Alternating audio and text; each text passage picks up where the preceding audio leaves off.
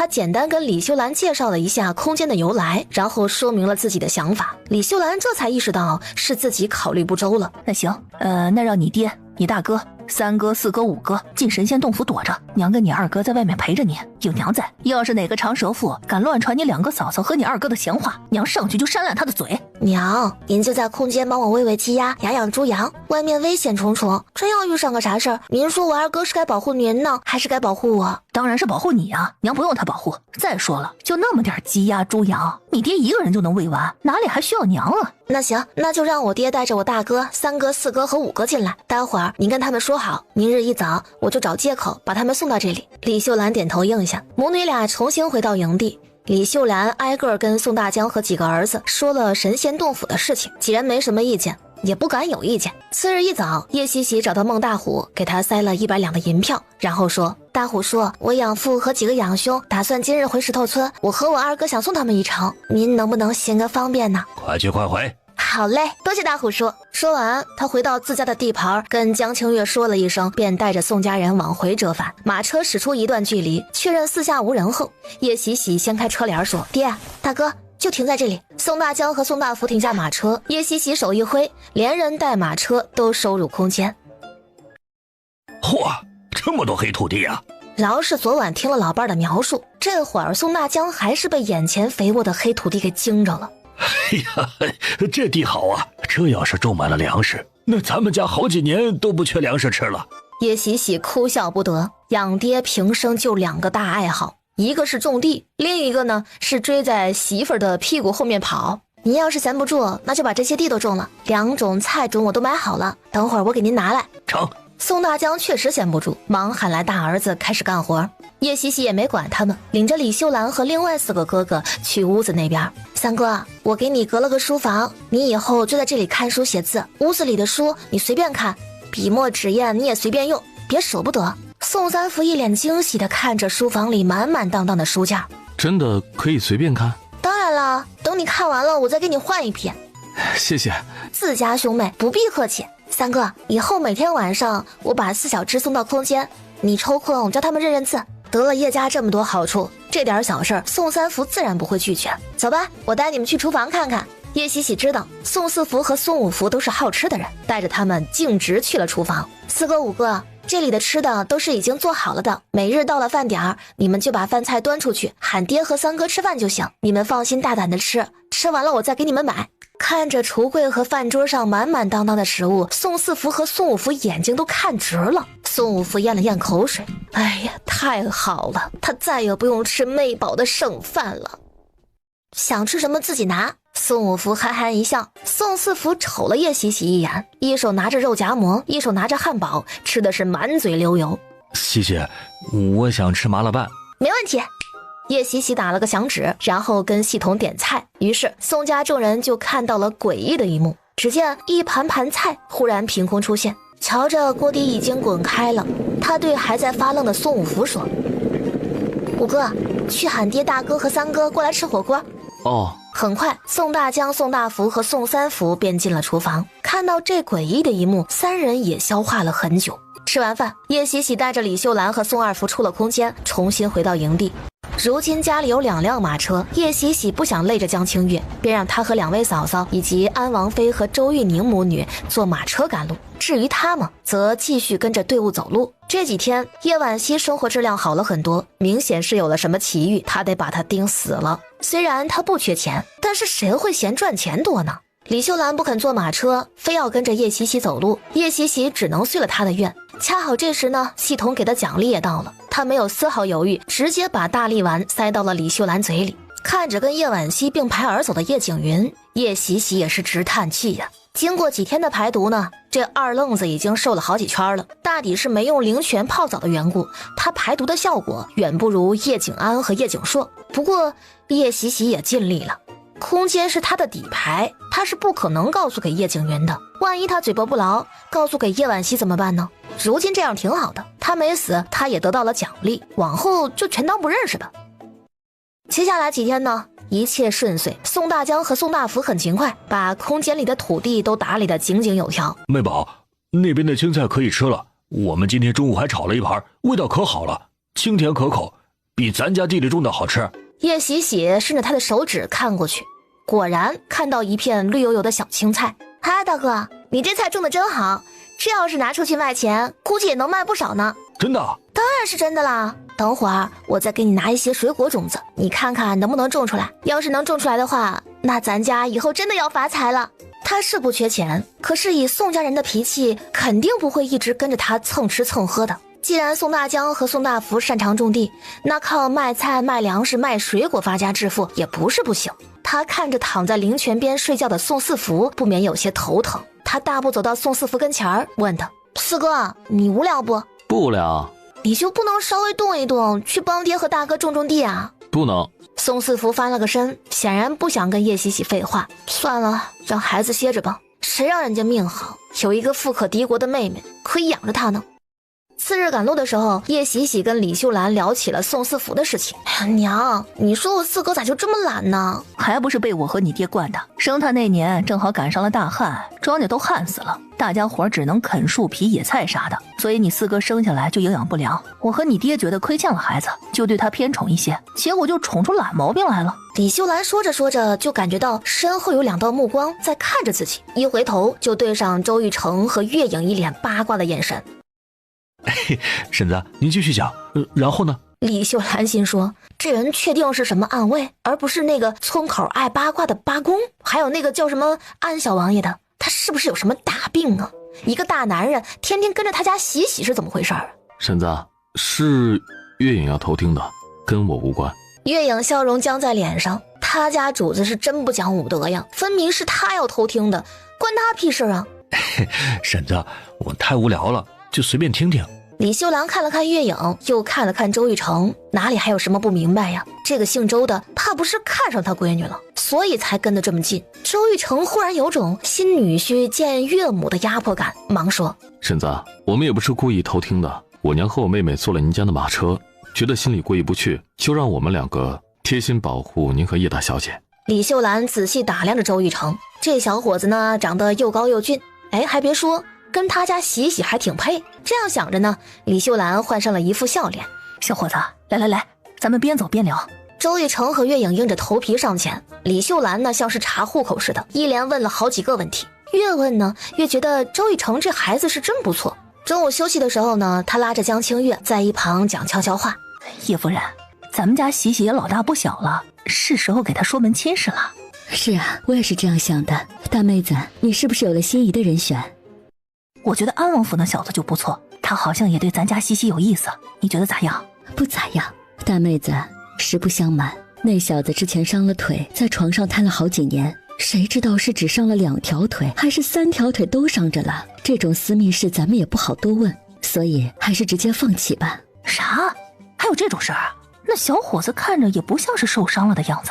你问问你家二福就知道了，之前喜喜跟他走得近，二福还制止了呢。那就算了，这种不行的，嫁过去也是当活寡妇，还不如不嫁呢。周玉成脸黑的可怕呀！啥叫他不行啊？啥叫嫁过去也是当活寡妇？这分明是污蔑，是造谣，他行得厉害。可是他又不能跑过去跟江清月和李秀兰澄清什么，只能默默背起不行的这口锅。此时的叶喜喜呢，正跟着叶婉熙在林子里捡宝呢，还不知道两位老娘说的那些虎狼之词。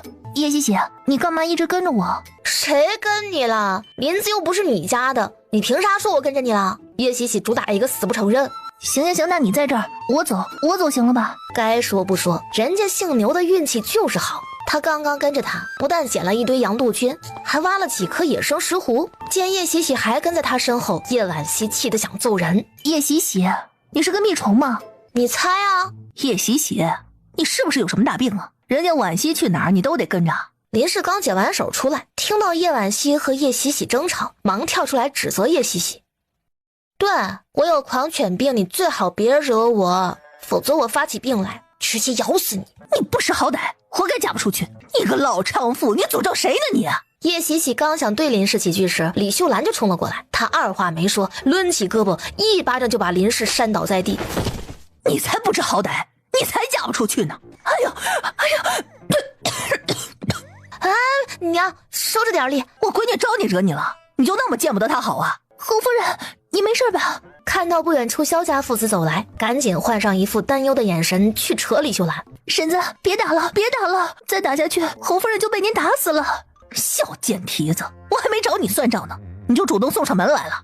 要不是你那个老不死的奶奶偷换我闺女，她怎么可能吃这么多苦头啊？婶子，你别打了，是我奶奶做的不对，我替她向您道歉，可以吗？道歉有用的话，要官差干嘛呀？哎，娘，行了，别把人打死了，留着他还有用呢。宋夫人，叶大小姐是贱内不懂事，刚才多有得罪了，还请你们大人不计小人过。李秀兰被他身后的萧恒宇所吸引，忙摆手说道：不碍事儿，不碍事儿。早知道这娘们儿还有个模样俊俏的儿子，他刚才就不应该对他下那么重的手的。宋夫人，叶大小姐，抱歉。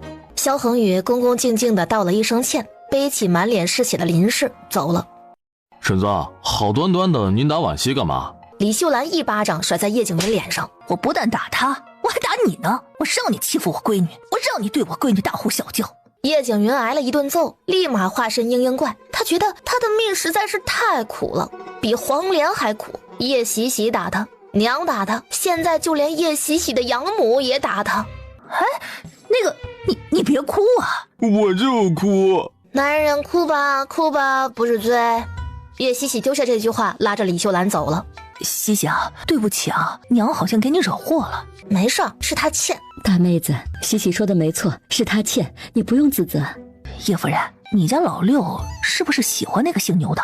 不能吧？江清月吓了一激灵，他以前还真没往这块想，只当是叶景云从小习惯了保护叶婉惜。我胡说呢，你就随便一听。我就是觉得那老牛家的根儿不行，那个刘婆子蔫坏的，都能做出那种调换别人家闺女的事情来，那他们家的子孙能是什么好人啊？江清月非常认同他这话，忙吩咐叶景安和叶景硕两兄弟将叶景云给捆了。就算他再怎么不想认这个儿子，他也不能眼睁睁地看着他被姓牛的给糟蹋了呀。叶景安、叶景硕，你们放开我！景安，把他的嘴堵上。江清月揉了揉眉心，叶景安找了条干净的帕子塞到他嘴里，顿时所有人的耳根子都清净了。不知怎么的，叶喜喜心里莫名有些烦躁，总觉得会发生什么事情一般。娘，你上马车上休息一会儿，然后跟驾着马车的宋二福和叶景安交代一声，让他们留意四周。你也觉得不对劲？我去跟大虎叔说一声，你帮忙照看下马车。大虎叔，太过安静了，我觉得不对劲儿，您小心。话落，几十道人影忽然从前面的林子里窜了出来。小丫头还挺机灵啊，我们躲得这么隐秘，都被你发现了。劳烦各位兄弟让个道，这些呢都是流放的犯人，我们着急赶往北地。流放犯好啊，咱们兄弟就是要打击流放犯，识相点就赶紧掏钱走人。我们人多，你们不是我们的对手。诸位兄弟啊，不是我们不给买路钱，而是我们身上没钱呢。这些犯人从京城离开的时候就被皇上给抄了个点儿都不剩，至于我们这些官差，身上的银子勉强能够撑到北地。没钱好说，那就把队伍里的妇孺全部留下，正好兄弟们都没娶妻生子，这不是现成的吗？他有钱，后面那2辆马车就是他家的，里面有很多物资。早知道林氏嘴这么贱，他刚刚就不该拦着李秀兰，直接让他把人给打死算球。对，将军府老有钱了，皇上以前可赏赐了他们不少好东西。将军府可是叶昭大将军所在那个叶家？没错，就是叶昭所在的叶家。叶家通天卖国，害苦了我大夏朝的百姓。几位大爷，你不是想要媳妇儿吗？叶昭的夫人还有2位儿媳妇都在马车上，他们风韵犹存，嫁给几位大爷正好。闭嘴！几位大爷，我夫人得了失心疯，刚刚是在胡言乱语，诸位不用理会。既然侯夫人得了失心疯，那还请侯爷将人看好了，省得哪天冲撞或者冒犯了别人，会死无葬身之地。哦，原来是得了失心疯啊！大爷我呀，最擅长就是治失心疯了。二狗，去把人给我带过来。不要啊！救命啊！夫君，救救我啊！放开我娘！萧恒宇一脚踹飞二狗，将林氏拉到自己身后。二狗飞出几米远，然后摔倒在地，吐出一口鲜血。二狗！几名土匪上前，看着二狗胸前凹陷下去的肋骨，眸色大变。快去请二当家的！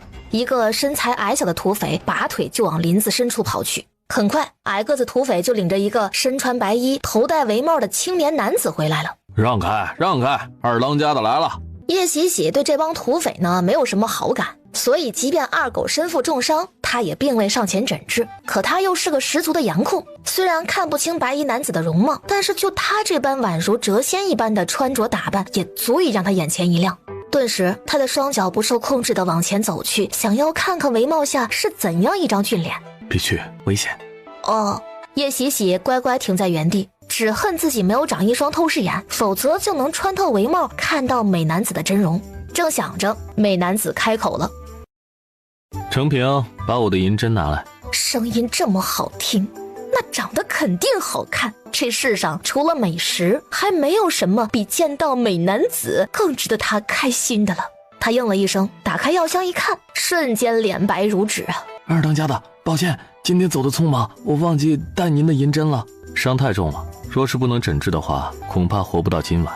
我有银针。叶喜喜说完，已经甩开周玉成的手，拿着银针屁颠屁颠的走到二当家面前。这丫头力气太大，拦不住，根本拦不住。二当家的，给。谢谢。二当家伸手在空中摸了几次，才摸到针包。不是吧？是个瞎子？大好的心情突然就没了。你的眼睛似乎有些问题，你确定能给他扎针？可别把人给扎死了。我眼睛确实有些问题，不过多摸索几次，总能扎对位置的。哎呀，二当家的，你倒是快点给二狗治病啊！再聊下去，二狗真的就要一命呜呼了。急什么？二当家的说完，不紧不慢的拿起银针，在二狗身上的几处穴位扎了下去。叶喜喜看的是瞠目结舌呀，什么时候瞎子都这么厉害了啊？等等，这针法怎么看起来跟他家慕容女士使用的针法有点像呢？准确点来说，这针法应该是穆家的祖传针法，所以眼前这人该不会是穆家老祖吧？您是穆家人？你认识穆家人？算认识吧。我不是，不过我认识穆家人。看来姑娘的医术不差，竟然能看得出我用的是穆氏针法。我能看看你的眼睛吗？多谢姑娘的好意，不过我的眼睛没救了。事实上呢，他的眼睛并不是完全看不到，而是只能看到一些微弱的光芒。还没看过，你怎么知道没救？哎呦喂，二当家的，你能不能先好好给二狗治病啊？要想聊天，咱们等会儿把叶大小姐请回山寨，今天晚上你们俩慢慢聊，聊到天崩地裂、海枯石烂都行。叶喜喜心说，啥玩意儿？他就想跟美男子随便聊几句，可不想去山寨彻夜长谈呢，还天崩地裂、海枯石烂。真要是这样，他那两位娘非得把他打死不可。叶大小姐，你是将军府的人？对，你认识将军府的人？叶喜喜摸着下巴，总觉得这会儿土匪对将军府的人好像挺感兴趣似的。我不认识，不过我们大当家的早年被叶昭叶大将军救过。原来如此，难怪刚刚临时胡言乱语时，领头的土匪会斥责他，甚至派人出来收拾他。明白这一切后，他从包里掏出一个小瓷瓶，递给领头的土匪，给二狗服下。这是我爹生前给我留的保命药水，只此一瓶，稀罕着呢。哎呀，叶大小姐，这使不得，这要是让我们大当家的知道了，那肯定会把我的脑袋拧下来啊！看来这些土匪还没有丧心病狂到无法拯救的地步。没事，我自己略懂医术，死不了的。二当家的，这叶大小姐，我能看看你这保命药水吗？当然。他打开瓶塞，仔细闻了闻，没什么特别的味道。他想尝一尝的，可里面只有几滴，他怕自己给人家尝没了，只能放弃。给二狗服下吧。领头的土匪没有犹豫，将灵泉水喂给二狗。眨眼间的功夫呢，二狗就睁开了眼睛。醒了，二狗醒了。他给二狗重新把了脉，奇迹般的发现呢，他的内伤竟然好了一半，剩下的只要好好调养即可。他突然升起一股悔意，刚刚不应该拒绝他的，万一他真的有办法能治好他的眼睛呢？叶大小姐，咱们该赶路了。二当家的，能让你的人放我们过去吗？你得问问他们，我虽然是个二当家的，但是没什么实权。好吗？还是个光杆司令。这位大哥，能行个方便吗？叶大小姐，您真要带着家人们去北地啊？那里条件艰苦，不适合生存。你要是不想走的话，可以带着你的家人留在山寨里，我们这么多人，一定可以保护你们一家老小周全的。多谢这位大哥的美意，可我们身份非同寻常，要是未按时抵达边关的话，后果会很严重。那您在这儿稍等片刻，我已经派人去请示我们大当家的了。大虎说，要不先原地休息一下，咱们今晚多赶一些路。行吧。侯爷，怎么办啊？你问我问谁去？都跟你说了，不要招惹叶喜喜，不要招惹叶家，你就是不听。现在捅了娄子，你又问我怎么办？娘，咱们身上还有多少银子？萧恒宇想拿钱息事宁人，没了。都到了这种时候了，你还死守着那些钱准备干什么？干什么？当然是留着给儿子娶媳妇了。叶喜喜听见了林家的吵闹声，冷笑一声，打算找个机会把他们家的钱给偷了，等彻底没钱了，看看林氏还能怎么蹦跶。跟他有仇？叶喜喜嗯了一声，把刚才林氏做的事情简单跟二当家讲了一遍。你打算怎么办？需要帮忙吗？不需要，他要是想弄死林氏，早就动手了。留下他不过是看在萧恒宇的面子上，他可是未来皇帝的养母，真要弄死了，等以后萧恒宇登上皇位，可不得拿他们叶家人撒气呀？说是他能被什么毒蛇呀、毒蜘蛛啊、毒蜈蚣啊咬上一口就好了。正想着，他就听到一声凄厉的惨叫声。侯爷，快去喊叶喜喜过来，我被蛇咬了！不是吧？系统又给他解锁了新的奖励，他成乌鸦嘴了，说啥啥应验。叶大小姐，那边好像有人被蛇咬了，你不过去看看？叶喜喜哪里还能不明白呀？刚才的事情肯定是二当家所为。叶大小姐，我娘被毒蛇咬了，麻烦您给她看看。抱歉，我医术不精，只是略懂皮毛而已。万一把侯夫人治出个好歹，我可负不起这责任。叶大小姐，不管结果如何，我们都不会怪你。这时呢，萧恒宇扑通一声跪在叶喜喜面前。叶大小姐，刚才是我母亲出言不逊，我替她向您道歉，还请您救她一命。叶喜喜心说，老天奶呀，他真的是出息的不能再出息了。书里的男主，未来的皇帝，竟然向他下跪了。那个，你先起来吧，我是真的不会治疗毒蛇。不过，小世子，这边不是还有个大夫吗？你为何非要作践自己，祈求叶喜喜啊？